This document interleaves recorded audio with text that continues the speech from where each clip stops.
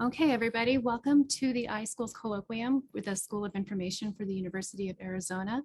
Today, we are going to listen to Dr. Lee Martinez from Arizona State University. He is the Director of Quality, Compliance, and Population Health for the Devereux Advanced Behavioral Health, and he's a member of its Arizona Senior Leadership Team.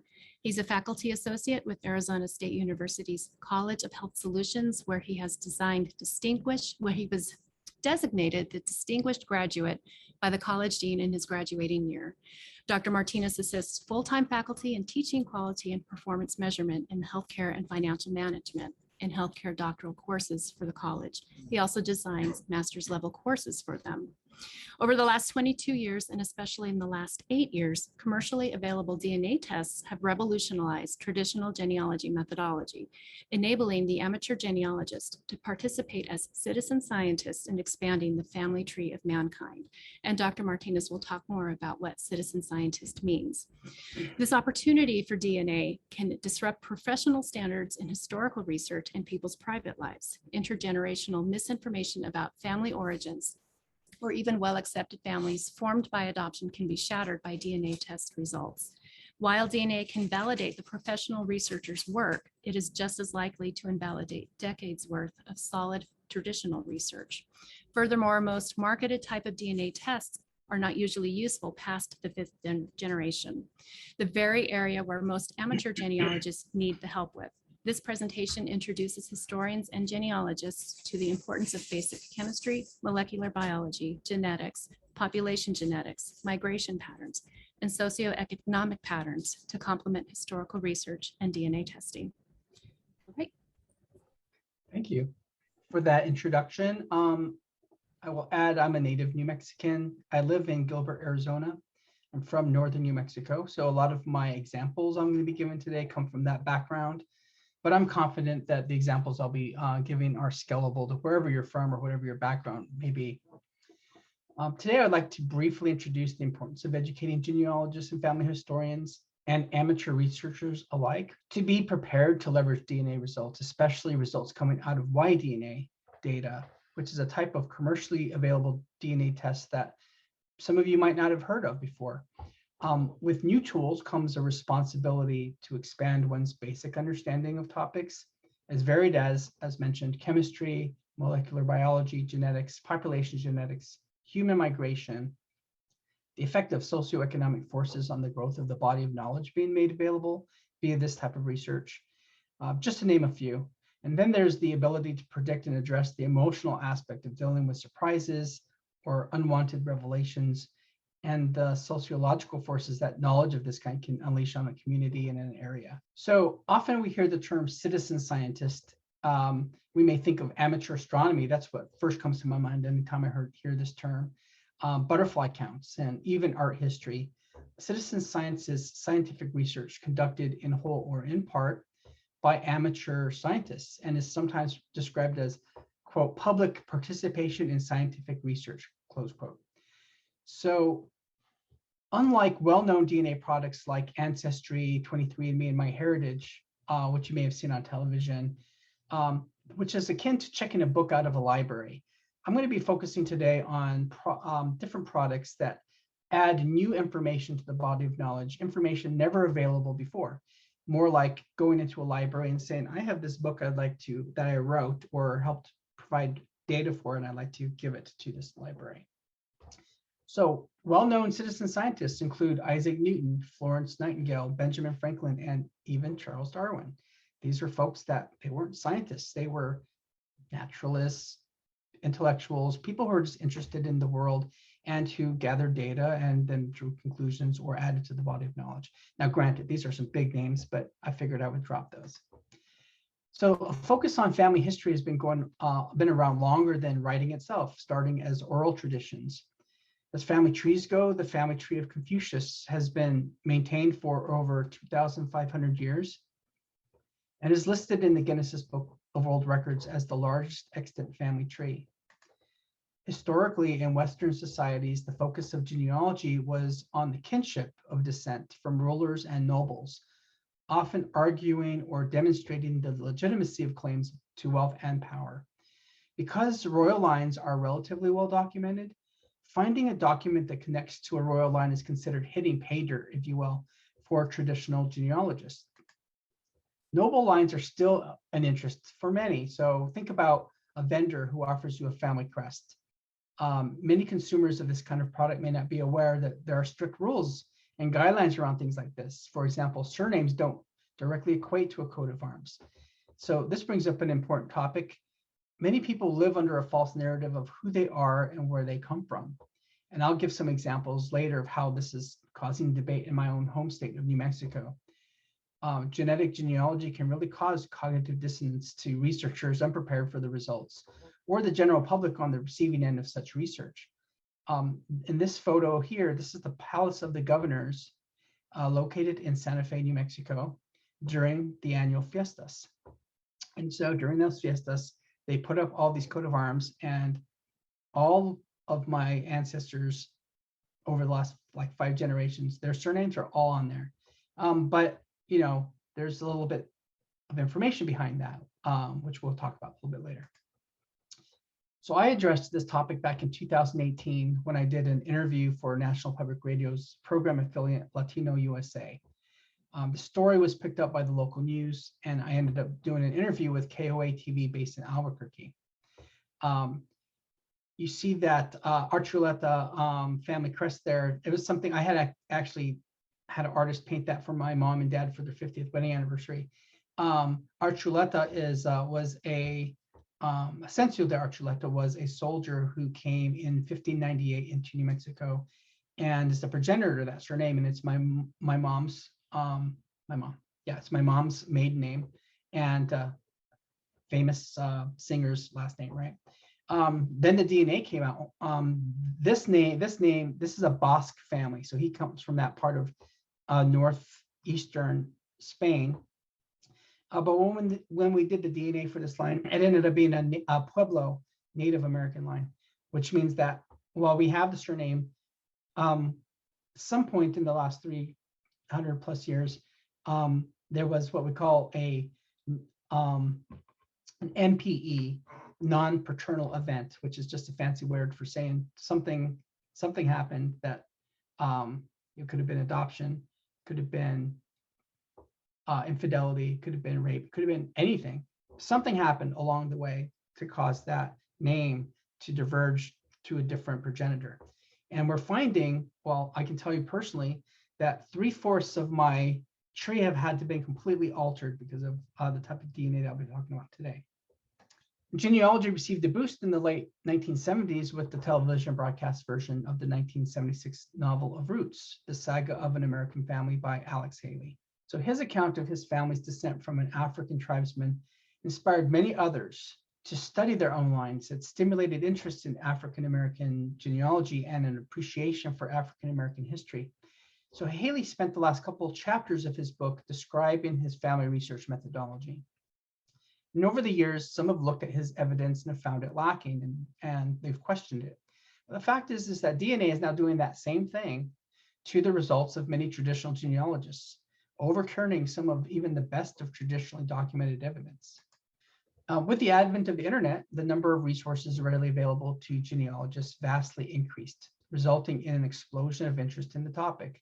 So genealogy has long been one of the most popular topics on the internet, and it's become a major source not only of data for genealogists, but also of education and communication, and sometimes arguments on the topic. However, there is a lot of intergenerational misinformation out there about who we are and where we come from. And DNA has a potential of shattering old myths that separate us. So over the last 22 years, and especially the last 8, commercially available DNA tests have revolutionized traditional genealogy methodology, enabling the amateur genealogist to participate as citizen scientists and expanding the family tree of mankind. And this opportunity, however, can disrupt professional standards in historical research and people's private lives, as was discussed during my intro. Intergenerational and misinformation about family origins can be shattered by these results. And it also comes at a cost. It requires an educated group of practitioners that are enabled to use the tools now at their disposal. There is a learning curve, especially with the type of DNA tests that I'm going to be talking about today. While DNA data can validate both the amateur and professional researchers' work, it's just as likely, as was mentioned earlier, to invalidate their work. So I'd like to start by quickly introducing you to three kinds of commercially available DNA tests, and the tests that have the greatest impact on the work in general, the big picture of family migration, human migration, isn't the one that you might be thinking of. So three kinds of DNA tests. We have Y-DNA, and the Y-DNA is represented on the left-hand side here. It's passed from father to son, going back hundreds, thousands, tens of thousands of years, and more. It mutates on average, about every 83 years, which is a great amount of time, about every third generation. So it leaves these breadcrumbs that allow you to trace a family line. On the right, you have mitochondrial DNA. It's passed from a mother to all her children, boys and girls. So for Y-DNA, only men can take the Y-DNA test. So if you want to expand, if I want to take, let's say, my dad's mom's dad. So if I want this person to take the Y-DNA test so I can expand this line out, I will need to find someone with that surname. Oh, it can't be me because it's not mine. This is my line. A brother of this person, right? Or a nephew to take the test. So there's a lot of having to bring in people to help you out. On the mitochondrial DNA test, anyone can take it. I've taken the mitochondrial DNA test because I inherited mitochondrial DNA from my mom. However, my son has a different mitochondrial DNA than I do, of course, because he gets it from my wife, right? So mitochondrial DNA is passed from mother to all her children, but only the daughters can pass it along. Then you have autosomal DNA, which is what you have there in the middle. And this is the most common type of DNA that you may be aware of, right? Think of C.C. Moore, television shows, crime shows, Ancestry.com products, things like that. This is usually what people think about when they think about DNA.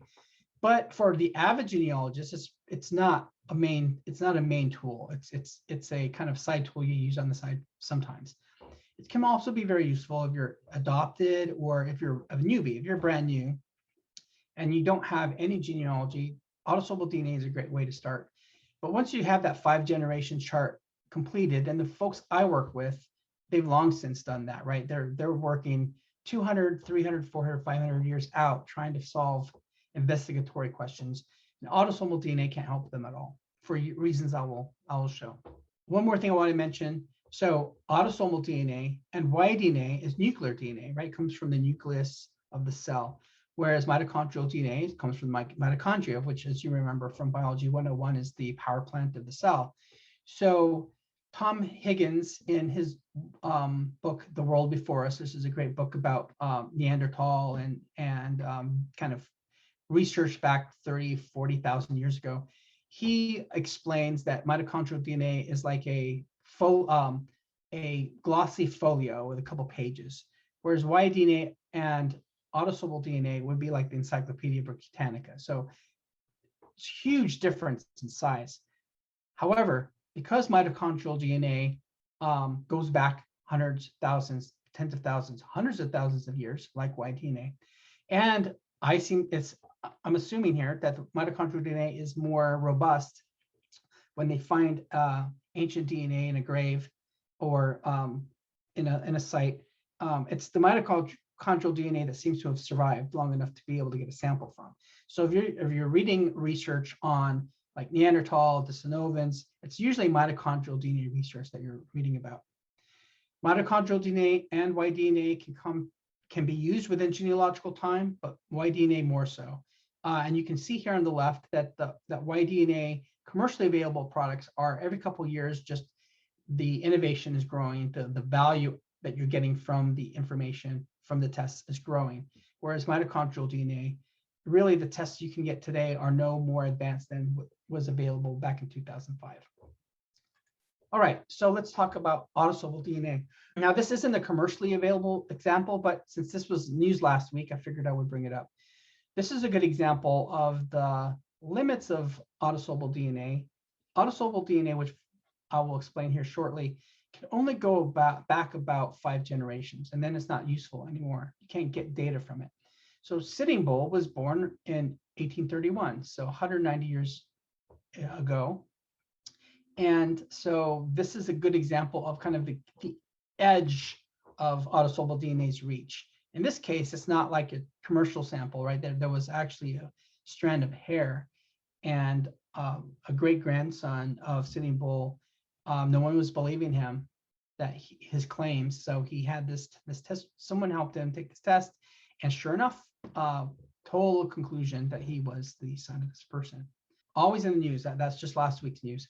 So I have my gummy bear friends here to demonstrate why autosomal DNA has these limits, right? It's the concept of recombination.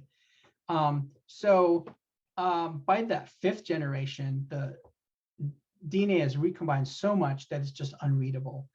I will mention, kind of a little off topic, for those who are interested in getting autosomal DNA for the purposes that they may have. There really is no difference in the chemistry and in the technology between these different tests. The real difference is the database size. Database size is really the ultimate arbiter of which test should I take. So for example, lower right-hand corner, I have Family Tree DNA's Family Finder, which is pretty small. They're the place to go for Y-DNA and mitochondrial DNA, but not so much for autosomal DNA. MyHeritage's database is twice the size of Family Tree's. 23andMe's database is twice the size of MyHeritage. And Ancestry DNA database is twice the size of 23andMe. Ancestry's autosomal DNA database is bigger than all the other databases put together. So if someone were to ask which autosomal DNA test should I take, a couple of years ago, I would say, well, it depends what you want to do. If you're interested in like health information, then there's this one, but they're all kind of going that direction. So now I'm just saying, pick the one with the biggest database, and there's one that's way out in front, it's Ancestry. Okay, here's Ancestry, and here's the reason why I don't use it hardly any for genealogy. I have a very robust genealogy. I'm working back 200 to 500 years out. By that 6th cousin, or you're not really getting anything from this DNA test. So it's important for genealogists to understand that they have 2 family trees. There's a genealogical family tree and a genetic family tree. They're not the same. The genealogical tree there on the left represents every ancestor in history that had a child, who had a child, who had a child, that ultimately led to you. And every decision made by every person in that tree contributed to who and what you are today. Go back 1,000 years, and that tree will end up including about 80% of all people on Earth for a given population. Go back even farther, and some hominids that weren't even Homo sapiens sapiens will end up on your tree. But that's another presentation for another day. This tree is enormous. Go back far enough, and ancestors will have to sit on multiple places on this tree at the same time, as the total number of your ancestors will be significantly greater than the entire world population of the time. Which brings us back to royal lineages. So in 1999, Joseph T. Chang published a paper in the journal Advances in Implied Probability that support the idea that 80% of people living 1,000 years ago are the ancestors of everyone today for any given population. And the other 20% are the ancestors of no one on Earth today. So according to population statistics, anyone with even a single European ancestor anywhere on your tree, no matter how far back, within genealogical time, that person is a descendant of Charlemagne. I was joking that if I was given a task to get in my car and drive around town and find someone who was not a descendant of Charlemagne, it would be impossible. I probably couldn't find them. I'd have to go to a very remote place in the world that had zero European folks going in and colonizing there to find that. So, while we have the Order of Charlemagne, which is this organization that validates genealogy, the fact is everyone descends from Charlemagne. And we know that from statistics. So this is an example of a genetic family tree. Ancestors in white are not represented in the test taker's DNA at all. Those 5th great-grandparents are on the outer edge, right? You're missing half of them. So, for example, ethnicity estimates given by autosomal DNA testing will not reflect all your ancestors' ethnicities. Rather, they only roughly estimate the ethnicities of your genetic family tree and will leave out ethnicities of ancestors who didn't pass on the DNA to you, which is most of them. Most ancestors gave you no DNA at all. So the best tools for many avid genealogists, like I said, those genealogists who are adding to the body of knowledge, who are out there, they're members of genealogical societies, they're that great aunt that you go to for the records. For them, mitochondrial DNA and more specifically Y-DNA, that's where the action is right now. But they're much more expensive, right? You can buy an autosomal DNA on sale for $59. A Y-DNA test on sale is like almost $500. And oh, by the way, you need about 2 or 3 Y-DNA tests to triangulate to get the real full value. So now you're talking about $1,500. We'll get to that here in a minute on the ramifications of that. So let's talk about mitochondrial DNA next. So sometime between 800 and 850 of the Common Era, a remarkable advance in architecture and technology arrived at the Colorado Plateau area in what is now called Chaco Canyon, and eventually resulting in the construction of 14 great houses, 9 of them containing great kivas. And the great houses were an innovation never seen before among the ancestral Pueblo. At the same time, we see the development of a sophisticated culture focused on the cycles of the sun and moon, so very advanced astroastronomy. And all of this appeared suddenly and suddenly out of nowhere. If you look before 800 CE, the technology is very like Stone Age. And then just like that, you have this amazing, very sophisticated culture, economy, architecture, and science. And these monumental structures consist of about 150 outlier settlements scattered across 25,000 square miles away. It's a huge area. So by 900 years of the Common Era, we see evidence of turquoise being exported to Mesoamerican elites from this area, providing it with a major trade network. To build the colossal great houses, 240,000 timbers were carried from as far as 55 miles away to serve as roof beams. So think that there's no horses, no evidence of wheels, right? And the corn found in the storage rooms at Chaco had been grown some 50 miles away as well. Pueblo Bonito is perhaps the best, but certainly not the only example of the level of sophistication attained during this time. It's considered by some experts to be the most important prehistoric ruin in the United States, a village of nearly 800 interconnected rooms and rear wall being 5 stories tall. So based on archaeological evidence, this remote area of northwestern New Mexico had access to scarlet macaws, cacao beverages in Mayan-style cylindrical vessels, and copper bells from West Mexico.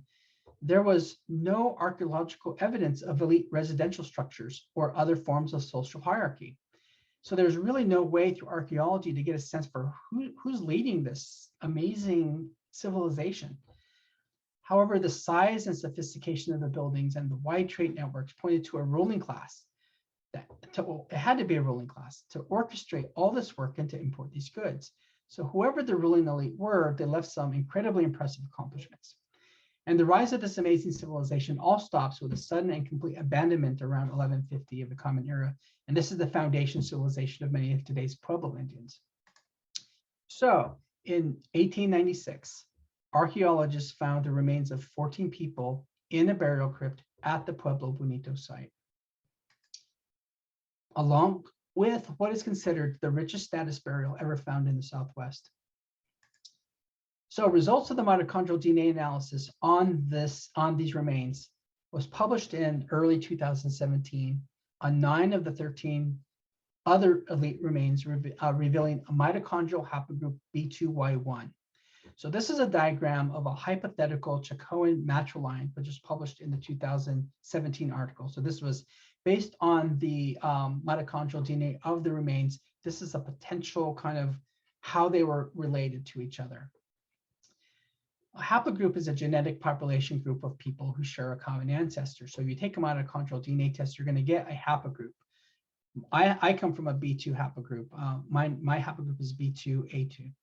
So B2Y1 mitochondrial DNA mutation occurred in a woman who lived around 11,700 years ago, probably closer to 15,000 years ago, and descends from mutation B2, which, like I mentioned, I'm a descendant of. The other, so that's one of 5 haplogroups found among the indigenous people of the Americas, the others being A, C, D, and X. So the analysis proved that the elite remains found in Pueblo Bonito belong to a single maternal line spanning 330 years. So all descending from an original maternal ancestor. Chaco society appears to have been hierarchically structured with an elite matrilineal dynasty dominating culture, religious, and political life. And we know that because of mitochondrial DNA research. So I mentioned that B is one of the 5 mitochondrial haplogroups found among the indigenous peoples in the Americas, the others being A, C, D, and X. And I talked about citizen scientists. So let's talk about what the citizen scientists associated with the New Mexico Genealogical Society DNA project have been doing. So of the hundreds of people who have taken the mitochondrial DNA test through this DNA project, headed by my friend and colleague Miguel Torres, over 83% have a native mitochondrial DNA haplogroup. So when I mention my mitochondrial DNA is B2A2, that's to be expected. You grab any person in the state of New Mexico who's from the state, meaning they've been there at least a few generations, there's an 80+ probability that their mitochondrial DNA is native. So it turns out that Native women are the mothers of Hispanic New Mexico. So on the negative side, mitochondrial DNA mutates relatively slowly. I had mentioned that Y-DNA is mutating on average every 83 years, which is a great pace to be able to follow. Mitochondrial DNA, I mentioned that, so this is my, right here, this is my mitochondrial haplogroup. Well, it formed, 10,000 years ago. And you can see that how slowly it moves. So while we do know the distribution of mitochondrial DNA within the New Mexico Genealogical Society's DNA project, as far as solving genealogical questions, yes, there have been a handful of successes using mitochondrial DNA. But mitochondrial DNA is incredibly hard to use. And there's far more successes with Y-DNA, both not just within the society, but just worldwide, for reasons that I'll demonstrate soon. All right, so let's now talk about Y-DNA. I call Y-DNA the Goldilocks of these 3 DNA tests. It doesn't have the weaknesses of the others. It doesn't fall off after 200 years. It doesn't mutate so slowly that you could have a 300 or 400 year genealogy line and not connect to a match. But this is where the learning curve really begins. There's a lot you need to know to leverage Y-DNA.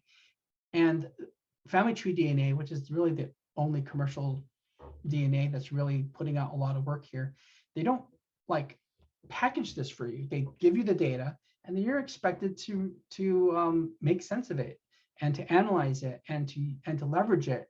And if you don't know some of these basic concepts, and for some of you, they can be super basic, but think about the groups we're working with here. These are folks that maybe for decades of time have been considered the experts in genealogy, and now there's new tools, and they need to be introduced to these tools. And they may not know some of these concepts that may seem simple to you. So I want to differentiate between genetics, the big umbrella genetics, and then molecular biology. Genetics, as some of you may know, deals with, among other things, genetic variation and heredity, and is heavily focused on trait inheritance. And we're not really interested in that here with this topic. Molecular biology includes the study of mutations and polymorphisms, and we're very interested in that, especially polymorphisms. As a matter of fact, polymorphisms are bread and butter within Y-DNA. So I'm going to show you the things that because it's pretty simple and it's not a lot, the concepts that I'm having to transfer to these folks at these various genealogical societies, for example, that I work with, or other researchers. So I'm just going to go through it really quick. So atoms are the basic unit of matter. This is an oxygen atom with all its component parts. A molecule is simply a group of atoms that are bonded together. So for example, bond 2 hydrogen atoms, and that oxygen atom we just saw, and you get water, right? throw in some nitrogen and carbon into your toolbox, and you have all the ingredients for the molecule we all know and love, caffeine. The only elementary building block we're missing for DNA is phosphorus. So it's really not a lot of parts right here. A nucleotide, and this is a term that they really need to know, because again, this is part of the terminology that they're going to need to understand with their Y-DNA test results. A nucleotide is a type of molecule and is one of the structural components or building blocks of DNA. And DNA, of course, is the molecule that stores and conveys inherited biological information from one generation to the next.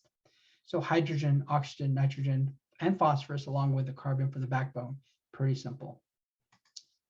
These are strung together in long strands. T always goes with A, or conversely A with T. C always connects to G, or conversely G to C. Now this is super important because this is an example of some of the results you're going to get in a Y-DNA test.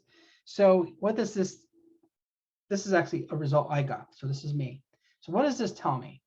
So this tells me that, well, first of all, I'll let you know that when I first took this test, there was hundreds of these positions here. So this represents a single nucleotide polymorphism. We'll get into that a little bit later. So it's a mutation. It represents a mutation. When I first started, I had hundreds of these. I had to bring in some folks.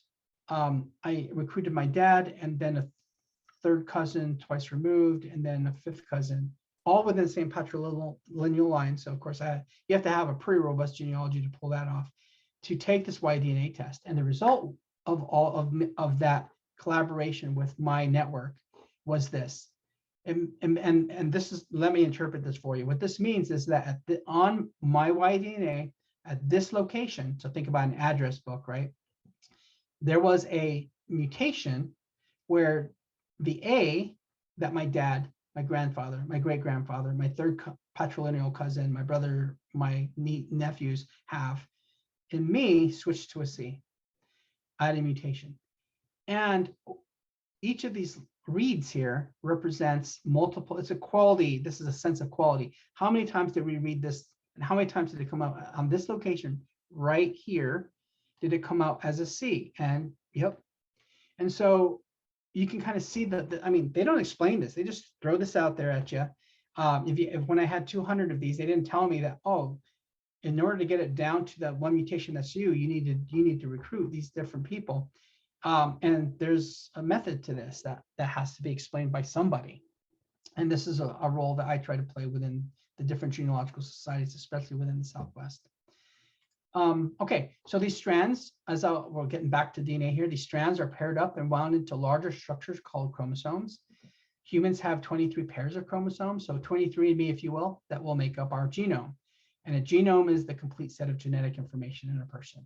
So atom, molecule, nucleotide, DNA, chromosome, and genome, and then later single nucleotide polymorphisms.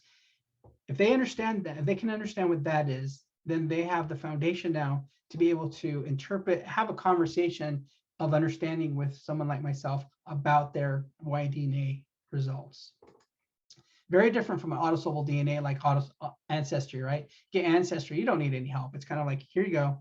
Here's your first through fourth cousins. Here's our representation of what we think your ancestors are from. And it's kind of self-explanatory. As you can see, and you will see, Y-DNA is very different. So the 23rd chromosome pair, that's the sex chromosomes, determine whether a person's a male or female, right? So 2 X's, you're a woman, X and Y, you're male. It's the mutation on the Y chromosome that provides us with Y-DNA data that we use to solve genealogical questions.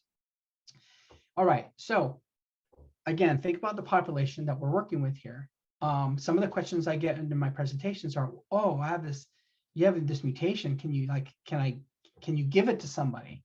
Like as a virus? Like, no, that's not how it works. So I do get really basic about what is a DNA mutation.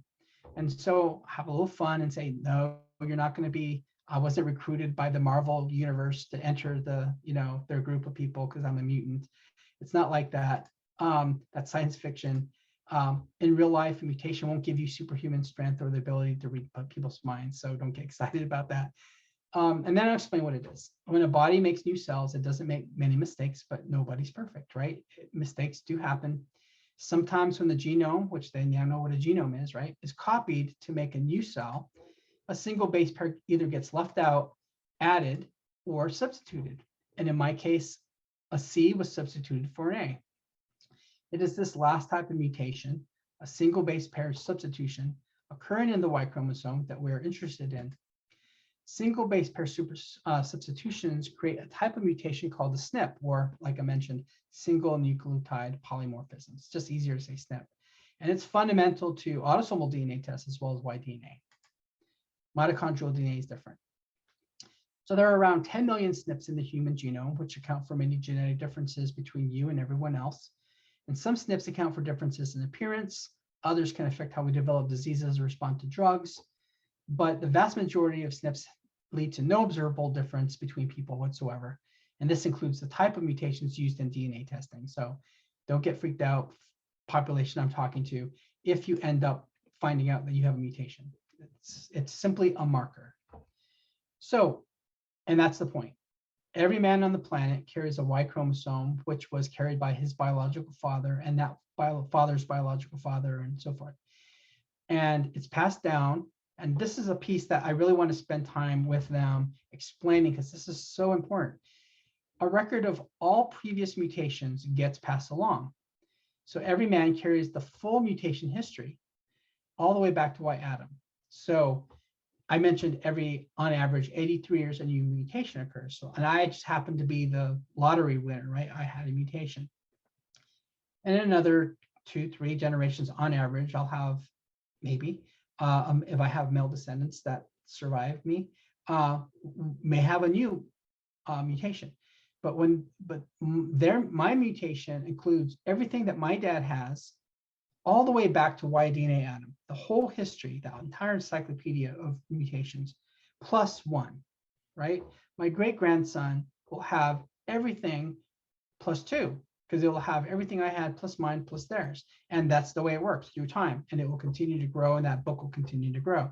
And reading that book, reverse engineering that book is what this is all about. Reading these signals, these breadcrumbs, which together, think about it, if you have a lot of people doing these tests, gathering this data, leveraging their genealogy to recruit people to grow, to manifest their part of the tree, what happens is collectively it creates what's called the haplotree. So this is the haplotree. We'll come back to this a little bit later, but I just wanted you to see what it looks like. So this is citizen science at its best, right? It was not a university that built this. Well, the infrastructure, the little piece of it was, but it's been just common folks like myself, right? I have a behavioral health background. I'm not a geneticist. This is not, I'm not a molecular biologist. I'm just a person with interested in family history and genealogy that has taken a test and added something to the body of knowledge, and I'm building or manifesting and working on my little piece of the tree. All right, so this, you can see here at the bottom, these are like breadcrumbs, right? And I'll just point out QM3 because that's kind of a popular one. QM3 is the kind of the defining mutation for a native indigenous line. So yes, both my mitochondrial DNA is Pueblo and my patrilineal line is also native. So QM3 was that line that crossed the Beringia land bridge 13 to 15,000 years ago. And you can read here, let's see, yeah, 90% of indigenous peoples in Central and South America are QM3 descendants. And even north of the United States and in Canada, it's like in the 80 percentile. So if I were to walk into any Pueblo or any native community in the United States and I randomly pick them, there's a high probability, 80% chance that they're a QM3 descendant. All right, so family tree DNA, it kind of has a little monopoly right now on Y-DNA and mitochondrial DNA commercial DNA tests. So here you can see, these are my upper level SNP-based Y-DNA tests. These are lower level Y-DNA tests I didn't have time to get into. These are not SNP-based. These use single tandem repeats, but I don't have time to get into that. And then we have mitochondrial DNA here, and then autosomal. And then I also have ancestry. So I've taken them all, right? But as far as like, where's the sandbox to kind of collaborate with folks, you have group projects. And so you can see there's a list of them. If I wanted to join a project, I could manage a project. I can even create my own project if I wanted to. I could go and say, I want to head a project and give me permissions. And this allows me to recruit people and to start kind of building a database. So I'll just highlight the New Mexico Genealogical Society DNA project. You've already seen some summary statistics from that project.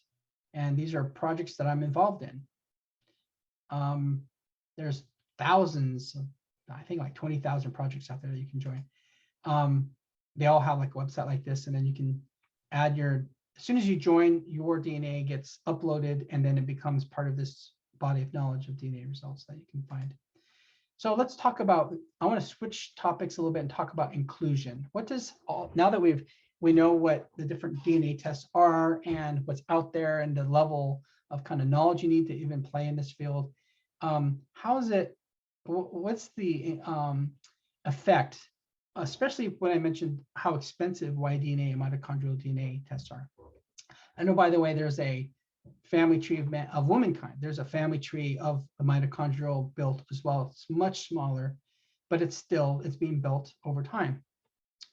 So I mentioned that I was descendant of QM3. QM3, like I said, 13 to 15,000 years ago, which is a descendant of Q. So where on this royal tree is that?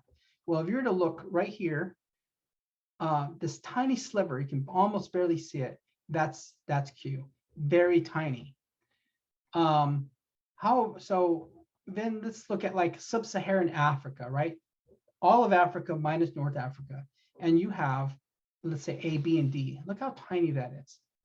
So what's making up this? The bottom line is this: the tree, through the research data and activities brought on by citizen scientists, is not growing at an even rate. So what is dominating? Well, as you can clearly see here, R1A and R1B represent half of the entire tree of mankind. Well, hazard a guess of where R1A and R1B are from. So here's your answer. Half the entire tree of mankind is European based. Then you have North Africa and like the Middle East kind of dominating the rest of it. So let me kind of go back here. So you have North Africa right here in E, and then you have the Middle East right here, right? Just really dominating the tree. So one of the things that Y-DNA and mitochondrial DNA do is that, unlike autosomal DNA that will give you like a snapshot, you'll say, poof, hey, anciently, here's the distribution of all your ancestors.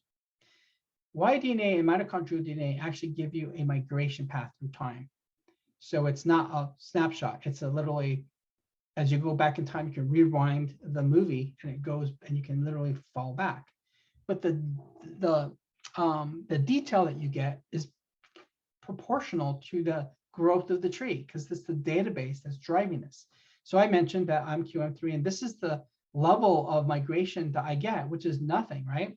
I mean, I'm literally going back 13,000 to 15,000. There's a 4,000 year, what's called by in the literature, the Beringia's standstill, where you have ice here and you have ice here, and they're locked in here for 10,000 or for 4,000 years. And all of this water here was not water; it was all of this was land.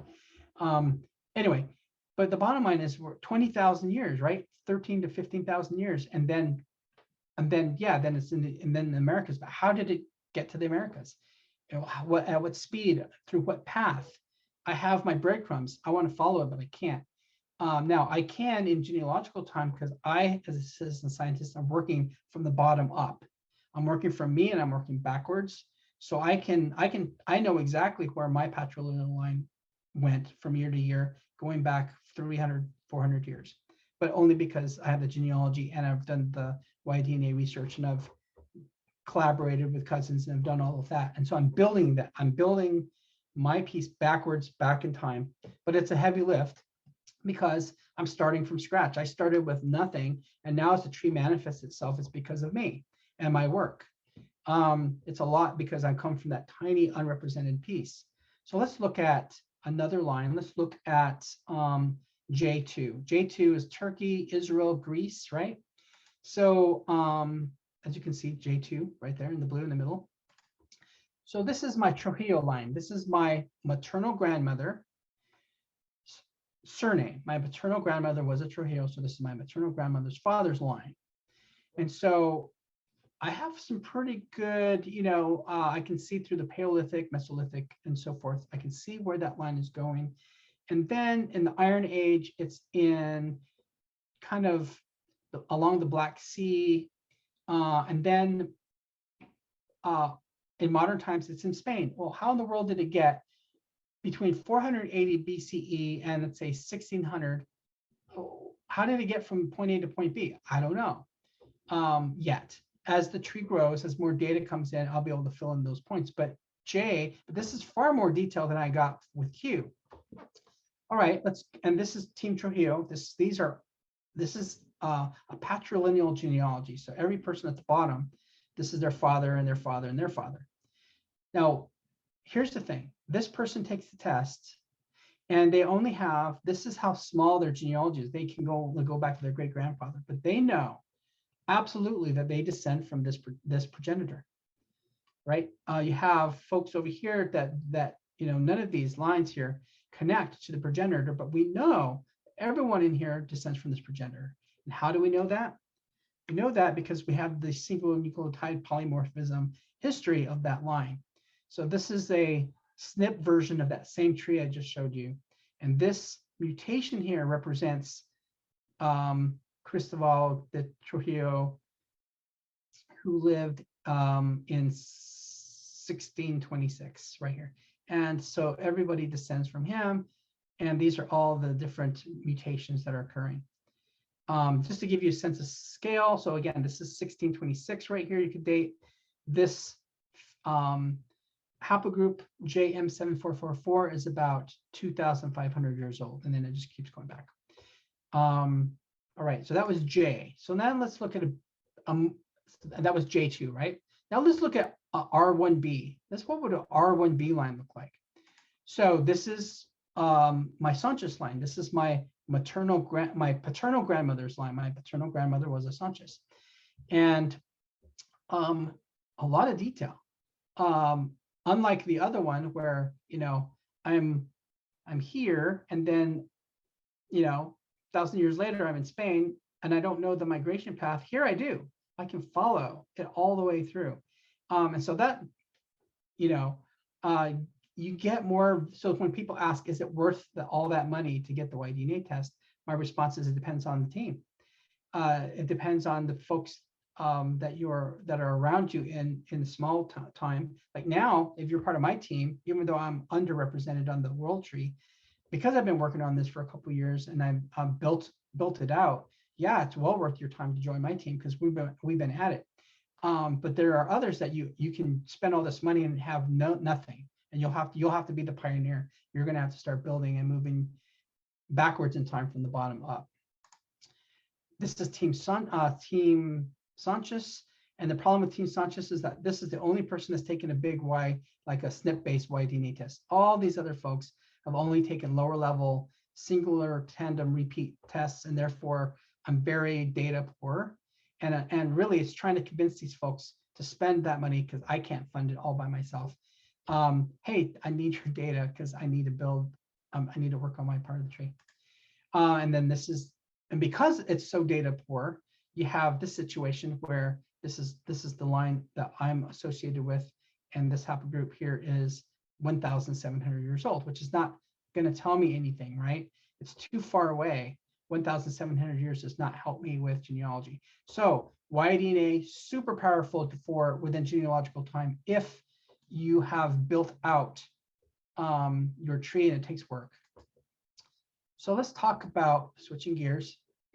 Well, I would just want to conclude with the concept of that there's a direct correlation between the growth of the tree and the socioeconomics of the area from which the citizen scientists seem to be coming from.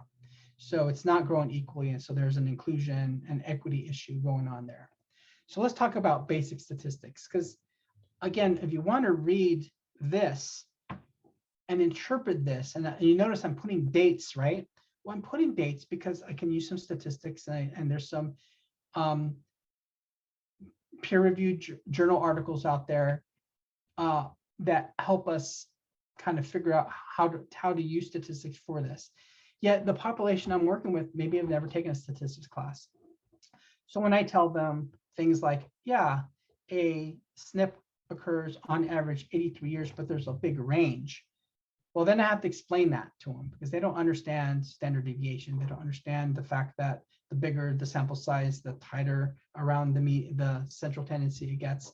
And so I have to explain all of that so that they can interpret the data for themselves. And I don't have the time, of course, to explain that piece, but I have an entire hour of a YouTube video where I'm explaining how to use statistics and how to interpret this big tree here. This is basically a family tree of single nucleotide polymorphisms, right? This one is mine, right? So this is me. I have this one private mutation that's unique to me. This represents my father, my grandfather, my great-grandfather. This represents my fifth great-grandfather. And this mutation right here, FT3291, is associated with Nicolas de Espinosa, who migrated to the Americas in 1695. And then this represents all the people that descend from him who have taken the test so far in their different family clades.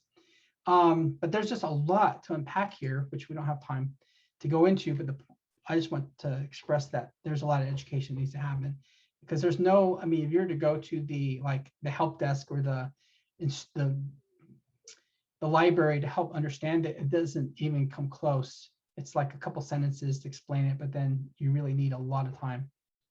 So now let's talk about the emotional component of all of this. This is last week. It's just interesting how these things pop up.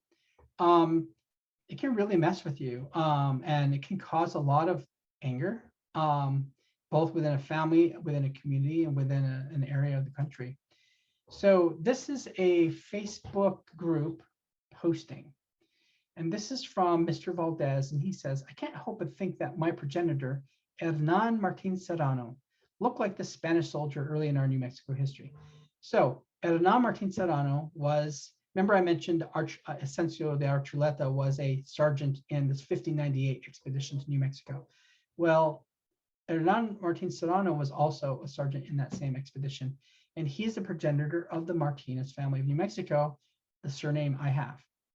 And so I'm just showing you the nice version of what's being said. This thing just goes on and on and on, and there's just a lot of anger and fighting going on, but just to give you a taste. So Miguel Torres is remember, he's the project administrator for the New Mexico Genealogical Society DNA project. He knows what he's talking about, right? So he says, remember, he was a mestizo. I doubt he looked like that. And then he says, and then Mr. Valdez or somebody asks, a mestizo, but a mix of what? And then he says Spanish, European, and Mexican. And sure enough, this man, who did not look anything like this, wasn't born in Spain. He was born in Mexico. His father was born in Mexico, and his grandfather came post-Cortez. Maybe he looked like this, but that's 3 generations back. And he, like the vast majority of the conquistadors that came in, they associated themselves with Native women. They did not bring women with them, which is why when I mentioned 83% of New Mexicans have a mitochondrial DNA that's Native? Well, there's a reason for that. Okay, so then Rob Martinez is the New Mexico state historian, so he knows what he's talking about. He flat out says he didn't look like this. He was tall, skinny, pockmarked, and sparse-bearded. We know this because Hernan Martinez Serrano was part of a military expedition. There was a muster roll, and we have a document that explains and describes exactly what he looks like. We know what he looked like. He was described as a mestizo. He was described as skinny, pockmarked, sparse-bearded, right? Sparse-bearded is a good sign that you probably have some Native American in you. He had a lot. Images like this are very romantic and have little to do with actual history. So this is our state historian saying to folks, listen, you have this romanticized concept of your history, and it's not like that. And it goes on and on. Mr. Valdez, don't underestimate the power of images. And that is true. Think about back to that picture I showed of the Palace of the Governors with those family crests. That image reinforces this idea. Remember, a family crest represents a noble line. Not everybody had a family crest. And oh, by the way, even if your dad had a family crest, didn't mean that you would get that family crest. There were rules. Usually the oldest son would get that. And if you were the second son or third son, you didn't get a family crest. So there was not a connection. So what that image tells us in the Palace of the Governors is like, we come from noble lineage. Well, no, these were not a bunch of noblemen that came to New Mexico. As a matter of fact, if you were a nobleman, you weren't going to go into the middle of nowhere, into the desert, and take those kind of chances.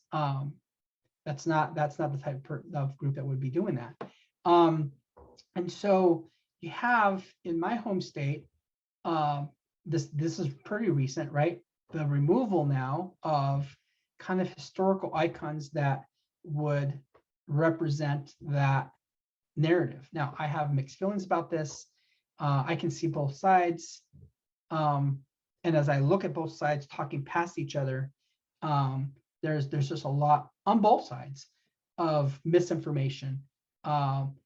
Just to summarize, it's kind of like we're Spanish and this group's like we're native, and the answer is actually somewhere in the middle. Now think about this. I'm from New Mexico, but if you're from another part of the United States or the world, pick your visual, right? Pick your monument that's getting taken down. It's everywhere, right? This is something that's happening. As people are becoming more aware of the intricacies and just how messy, right, descent is. It's not so clear cut. All right, I want to talk about, and then this is nothing new. This is something that, but I do want to talk to folks about the idea of how important history is in having a knowledge of history as you're doing this research, both traditional and with DNA. So I'm just going to give you a personal example. So this is my personal genealogical record. This represents on my patrilineal line the farthest person. Now let me just stop and just mention that if you say, well, wait a minute, Lee, you're talking about this Y DNA, but that's just one line. There are hundreds of lines, thousands of lines. You mentioned just how big this tree is as you go back. Remember that 50% of all your lines are Y DNA lines, and the other 50% are mitochondrial DNA lines. So between the two tests, 100% of your genetic tree is covered. So I just want to throw that out there. I remember, so I have my Trujillo, not only do I have my Martinez project, but I have my Trujillo project, my Sanchez project, and my Archuleta project. And these are my grandmothers, right? And their male lines. And so it just, there's lots of room out there. Anyway, this is the genealogical record for me. This is a marriage bond. So 3 weeks before the marriage, this marriage bond goes out saying, we're announcing to the community that these two folks from these areas are going to be married. So they're too closely related, or there's something that we should know. This gives the opportunity for the community to have a say. I just want to point out where they're from. Oh, I forgot. I was going to put a map. I would have been asked to put a map, but I didn't.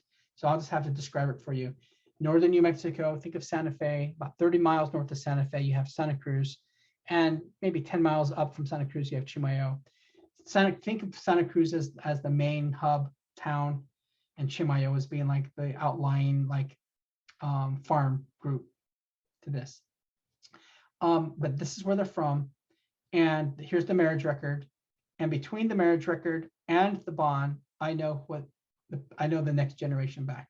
And then I have a document showing years later their children, right? So this is what it looks like. So I have the bond and marriage record of these two folks. And then I have, which name the parents. So I have a Francisco Martin married to a Felipe Lucero. And the question I want to answer is, who's his father? Because this is my brick wall or my adobe wall since I'm from New Mexico, right? So this, I just want to talk about, this is what the Martinez big tree looks like. Look how well developed it is, right? I mean, you literally have, so this mutation right here represents Hernán Martín Serrano, who's the son of Hernán Martín Serrano, who's the son of a person who's from Spain. And then his sons. And so we're starting to get really detailed. Well, this is the single largest family in New Mexico. And if you doubt me, go to any city in New Mexico and open a phone book and look at the Martinez surname compared to everybody else. Yeah, you'll figure it out really quick. Huge family. He had a lot of sons who had a lot of sons, and now it's like a dominant name in the state. So when I took the DNA test with the genealogy you just saw, I'm thinking, okay, this Luis here, he lives in Chimayo. So my hypothesis is that, I'm from one of these lines through Luis to Hernan. And so I'm going to take a DNA test to kind of figure that out. But I was able to put that hypothesis together because one of my genealogy, my surname, and my knowledge of history and geography. So here's what I know from history. So the Vargas, the Reconquest. So they settle in New Mexico in 1598. They're there until 1680. There's this big rebellion. The native population pushes out the Spanish population, Spanish by nationality, not by race, out of New Mexico into what's now an area which is now called El Paso. And 15 years later, around, they come back and there's this reconquest in 1695. And this is the big fiestas every year in New Mexico that is being celebrated, the reconquest. So de Vargas, who's the head of this reconquest, sends one of his lieutenants to reconnoiter Santa Cruz Valley. I was born like walking distance from the Santa Cruz Valley. That's where I'm from. So of course I know the area really well because I was raised there. So he notes the presence of 2 farms in the Chimayo area. So remember Chimayo, right? Again, I could walk to Chimayo. As a matter of fact, there's a ancient, well, that's so ancient, a Catholic church called the Santuario de Chimayo that lots of Catholics migrate. And I'm not Catholic, but I'm culturally from the area, so I'm going to migrate. So we all walk to Chimayo. So it's walking distance because we walk it every year around Easter. So there's these 2 farms, and he remarks on the Martinez estancia, and he records that the Martinez home consists of standing walls only, and that 5 families are living in the ruins, and that these are Luis Martin, who I thought, oh, I'm probably from that line, who lived prior to the revolt with his married children. So I now know where he lived before the revolt, and he's returning to that area after the revolt, and it's just ruins, and they're going to resettle. A few years later, there's a petition for land in Chimayo, which mentions many of the important figures and events influencing the settlement of Chimayo, both pre and post-revolt. And this document contains a statement about the property of Francisco Martin, a son of Luis Martin. So remember that my document, that marriage record, says that his father's name is Francisco Martin. So I'm looking pretty good, right? So the only other record of a Francisco Martin during this time there is a record for Francisco Martin, and he's married to a Felipa. I remember my Francisco Martin is married to a Felipa, but mine is a Felipa Lucero. So I have this doubt. But what's the chances of the small farm village at this early time, not that many families, the Martinezes are the dominant family already in that area. There's a Francisco Martin married to a Felipa. What's the chances there's 2 of them? Well, it turns out the chances are very high because this is me. And remember I showed you the Martinez version of this? Not me. The Martinez version of this was our haplogroup, Western European. Mine's native. I don't descend from Hernán Martín Serrano. I'm not a descendant of Luis Martin Serrano. That was a shock. But this is great. This is awesome because there's no way I would have ever known that without DNA. No way. There's no paper that exists, nor do I think there'll ever be a paper that exists to show one way or the other. So when I got my Y-DNA results, and I didn't have time to show you this, but you have your matches, just like autosomal DNA, where it says, here's your cousins. You get matches to say all of these men have taken the test and they have the same Y-DNA profile as you. In other words, all of these people have the same father as you. It may be at some point back in time. And they all kind of pointed to this Nicolas de Espinosa. So I'm thinking, okay, who's this guy? So I do the history research and I find that he is recruited for the Juan País Hurtado expedition, one of 5 major expeditions that resettled New Mexico and of the Reconquest in 1695. He was, the document says, a coyote by nation. So that means that he's self-identifying that he's, one of his parents is native and one of his parents is half native, half Spanish. He's from Los Lagos. And oh, by the way, I know which parent is the native line because he's Q haplogroup. So I know that his father's father is native. His father's father's native, and I can keep going back thousands of years. It's gonna always could be native. So he's a native of Los Lagos, now called Lagos de Moreno, located in Jalisco, just northeast of Guadalajara.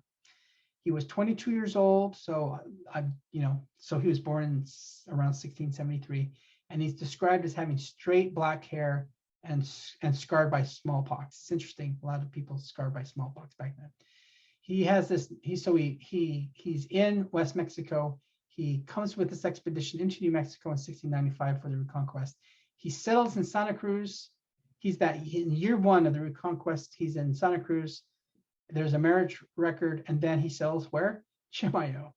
And he's raising his family, and he's dead by 720. So the person that I'm associated with is in the right place at the right time. Nicolas de Espinosa is the father of Francisco Martin. How in the world did that happen?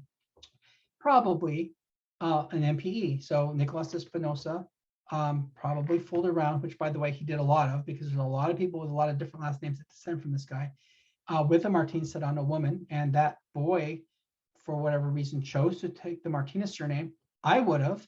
If I come from a little village where the Martinezes are the predominant line, I would take my mom's name. As a matter of fact, Espinosa is Nicolas's mother's surname, which tells me in my mind that, remember, he has 3 native grandparents and 1 Spanish.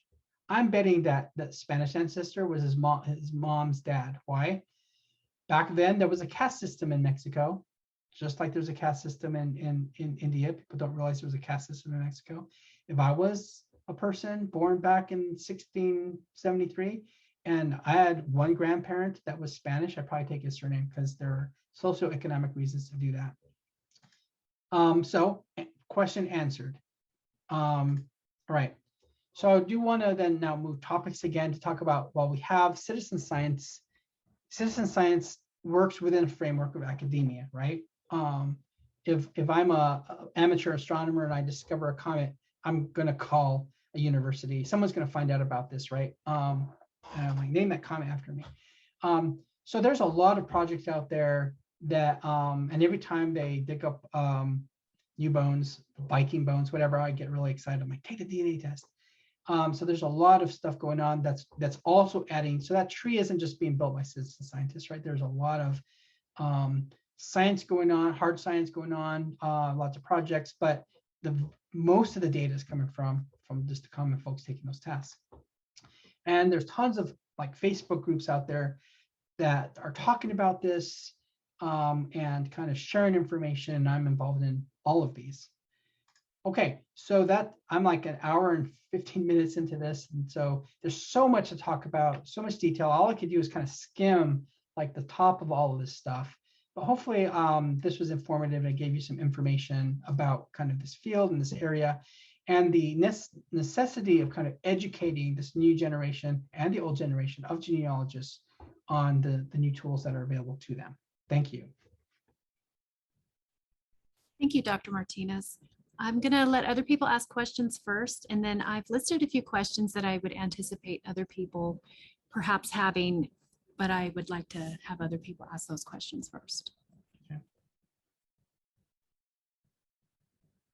Yeah. Mine's actually a pretty basic question because this is all kind of new to me. So is there a rhyme or reason to some of those numbers that you were getting, like when you're talking about the mutations? Is there something like, do the numbers and letters mean anything, or is it just that's the next one they found, so they just put the next number there? Yeah. Oh, yeah. You're talking like Y dash, or FT. Yeah. So, like FT 5172, FT stands for family tree. So that's the family tree DNA as a company was the first to find that, and so they can name it that way.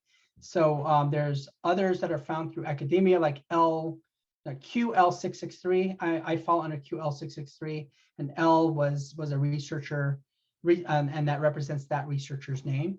And so there are rules that around that so it's not like a free for all. Although you have like YFOL, which is they don't do tests, but they gather testing results from other places, and they tend to have their own thing going on. But really, the commercial sites now dominate, and so they pretty much whatever they name it is what's going to be. But most of the name, because most of the tests and the data is coming from commercial, these commercial companies are managing that, but academia is still involved, and therefore you can always tell the difference between a mutation that was discovered, a haplogroup that was discovered by academia, because it's by the naming structure. Okay, I can ask a general question. Let's say I took an autosomal DNA test, which I actually did do a few years ago, and it came out that I was 2/3 Scottish, 1/10 Norwegian, and less than a third Native American, New Mexican. Whereas I've been doing my family history for more than 30 years, and those are significantly different proportions. Can you tell me more why the DNA proportions would change throughout the years when clearly my DNA has not changed? Yeah, so a couple of things. First, I want to correct your terminology. So you say that I was X. No, it isn't who you are. It's something that you've inherited. So it's not that you are that. It's kind of like, when my grandmother died, she gave the curio to my sister. Okay, she got it, I didn't, right? So DNA is like that. You may get you can have a sibling of yours take the exact same test and have a different answer than what you got, because it's random every time. That's why you look different from your sibling, right? Even twins sometimes have differences. So that's the first thing. So remember that another thing is that it represents only, it tells you your genetic inheritance. And remember, you inherit very little from your ancestors. So it doesn't represent you. It represents a small piece of your ancestry that got passed on to you that you carry in you. Back to now, to answer more specifically your question, as the database grows, remember I mentioned the database size is really the most important driver of all this. It's not the chemistry or the science behind it, because it's all the same. It's not, so when you're picking different companies to go through, it's not like one has like secret sauce. It's the database size. So as the database grows, your data will become more refined. So every year, if you take ancestry DNA, you'll get an email. Sometimes you'll see something say, "Hey, we've updated your numbers. Go look," and it'll change, and it will always change. As more people add their information, they have more data that can make more and more refined determination of your genetic ancestry, inheritance. Okay. Does anyone have any further questions? Okay. Thank you so much, Dr. Martinez. Thank you. Always a pleasure. I love talking about this stuff.